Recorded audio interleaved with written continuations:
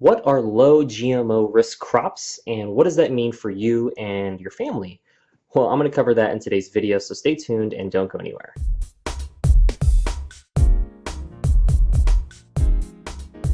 Hey, this is Lance McGowan, the Tropical Smoothie Guy, and today we're going to talk about low-risk GMO crops. Are they natural? Have they been tampered with? I'm going to cover all that in the next section. Hey, this is Lance McGowan, the Tropical Smoothie Guy, and today we're going to be talking about some low-risk GMO crops. All right, so not as bad as the high risk, but not quite no risk. Okay, here we go. So the input is not derived from, does not contain derivatives of, or is not produced through a process involving organisms that are presently known to be genetically modified and commercially available. So that's the definition of a low risk, which means there's still some risk involved because some corporation may be like, oh, this is really popular, let's see how we can make this cheaper. Let's genetically modify it.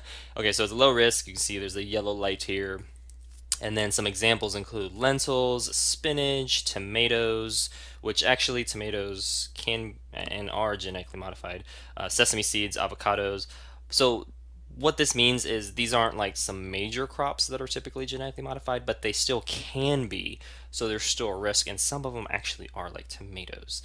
Okay, so that is something to keep in mind, and a way to avoid that is to choose organic, USDA labeled stuff or the non-GMO project labeled items. All right, so the next steps is to subscribe to my YouTube channel and watch the next video so you can learn more about no-risk GMO crops, and you can also check out the other video that I had on high-risk GMO crops as well. As you can see, there is a kind of short list here of low-risk GMO crops.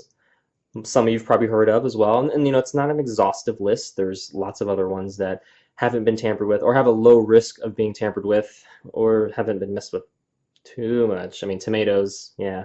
But the point is as we introduce more and more GMO crops into the food supply, it's going to be harder and harder to really distinguish what's good and what's not good. I mean, there's a lot of breeding for different traits, whether it be size, but really the herbicide resistance, disease resistant stuff, those are the things that are big watch outs, or pesticide resistant foods. So we want to just use natural foods that are close to the earth, above ground, below ground, but that haven't been tampered with man or corporations. And that's going to give you the best likelihood for really just improving your health and having something where you have a less risk of adverse reactions in the short term or even in the long term. Make sure to click the subscribe button so you can watch more of my videos, and also check out some of the other links in the description so you can learn more too.